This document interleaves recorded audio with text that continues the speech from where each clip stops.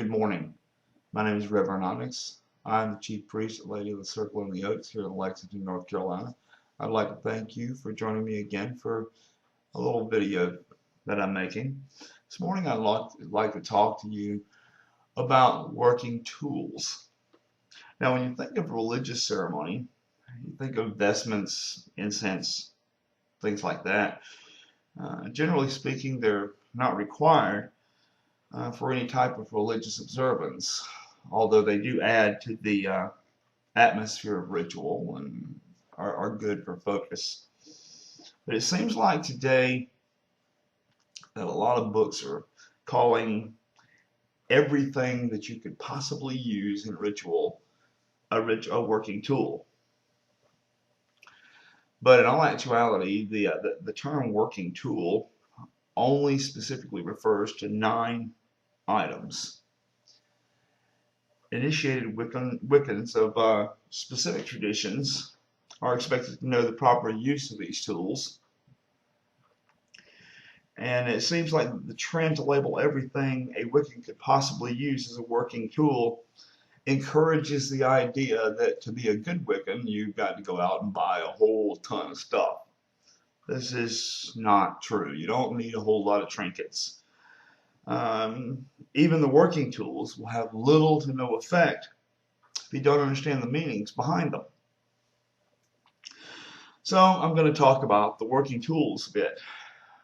This is not a shopping list for you guys. Just remember that collecting all these tools doesn't make you a better or worse Wiccan.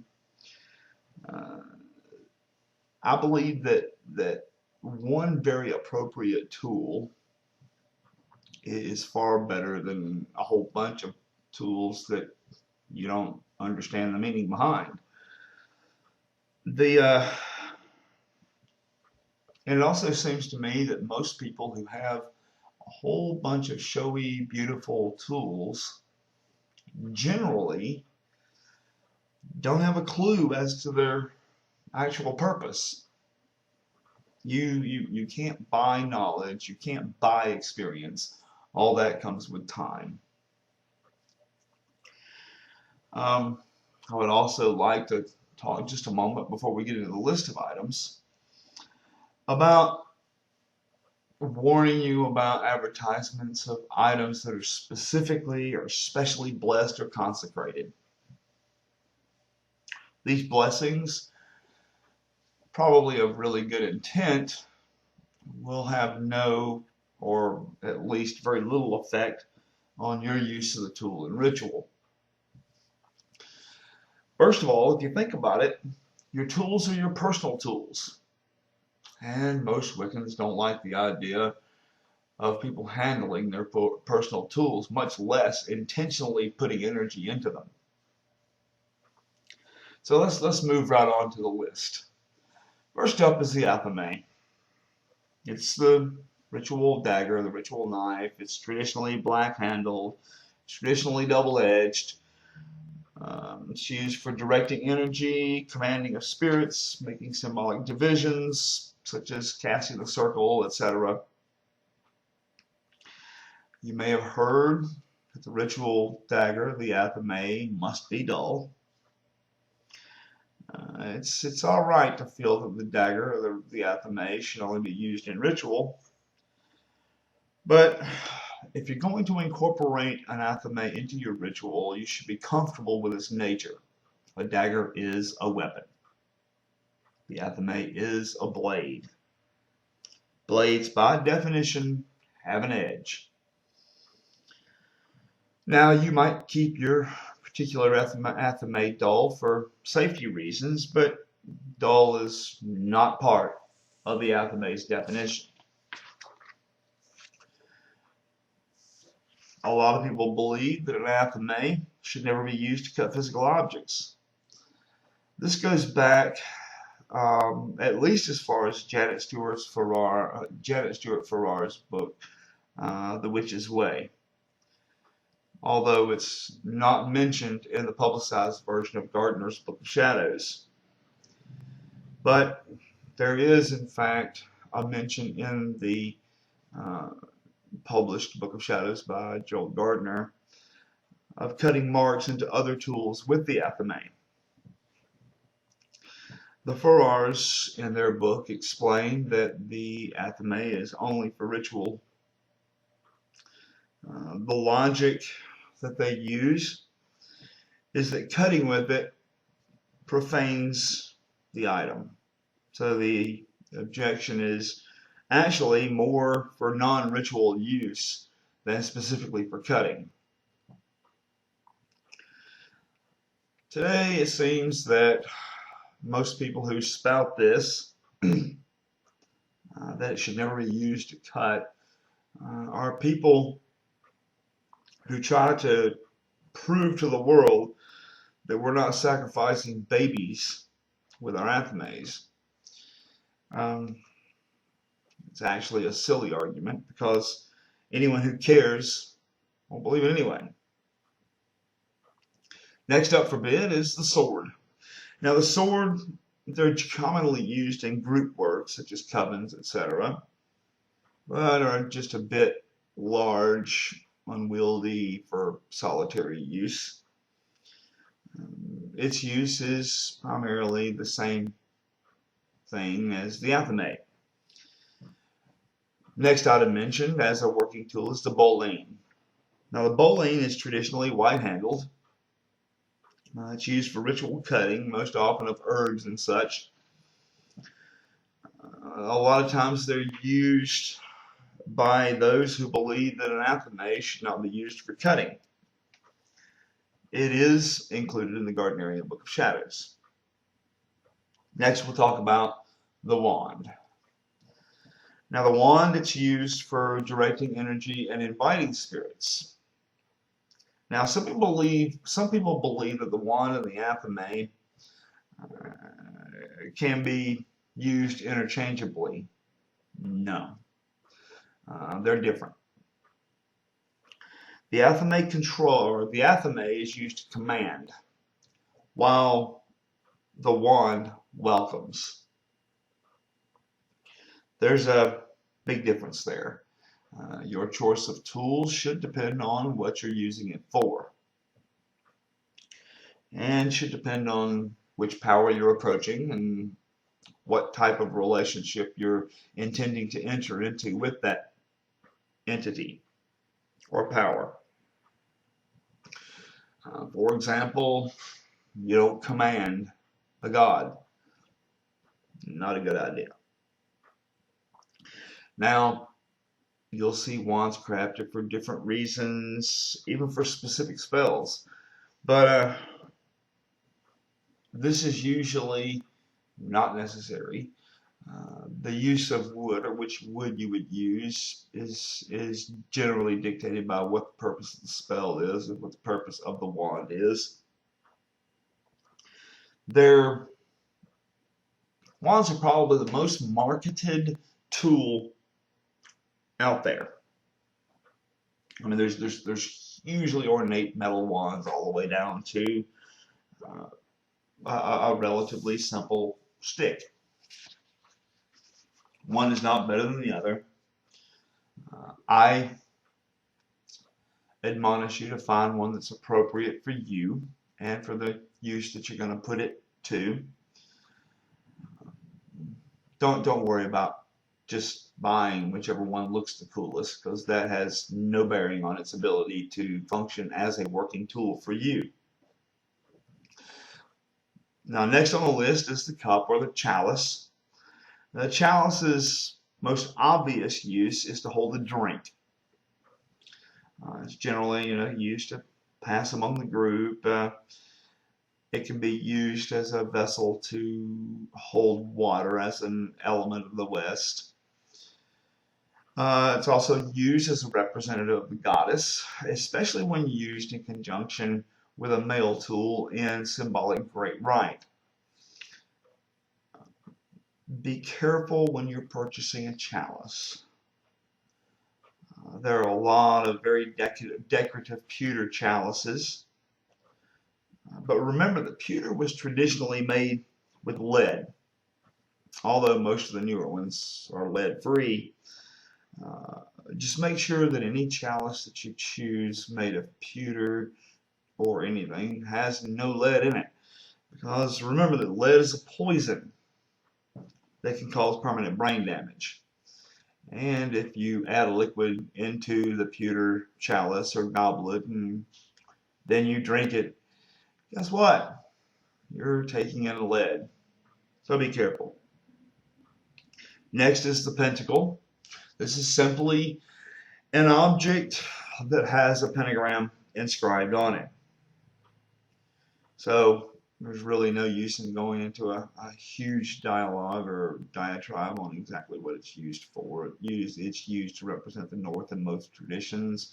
It's used as a base for some crafting, things of that sort. Each tradition generally has its different uses for it, but they're all generally the same. They represent the North. They represent the integration of the manifestation. Next item that is considered a working tool is the censer. Now the censer is generally used to hold incense. Variety of purposes there, variety of types and everything that you can have. There's no guiding principle in what is right and what is wrong with your censer. Now, of course, we come to the much maligned scourge. Now, the scourge is mostly vanished from published works today, probably because it sounds a little naughty. But it's used by some traditionalists during initiation and also help with trance work. The intent is to cause a tingling on the skin. It's a purifier. It also has very significant symbolic value. The scourge represents the pain and effort necessary to reach goals. There are a few other smaller reasons for it, but that's primarily the reason.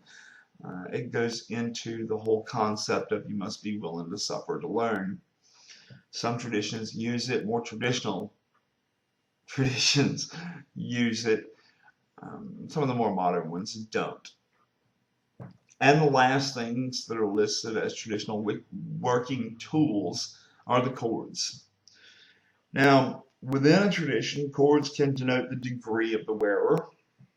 Can also be simply part of your ritual garb. It can be used in spell work and binding of spells, etc. It can be used in marking the boundary of the circle. All kind of different reasons and all. That's a list of the 9 listed working tools. Traditionally speaking, those are the only working tools. Everything else is not considered a working tool. There are plenty of other things that come into use, plenty of other things that have a very useful purpose. So here, I'm going to talk a little bit about some of the items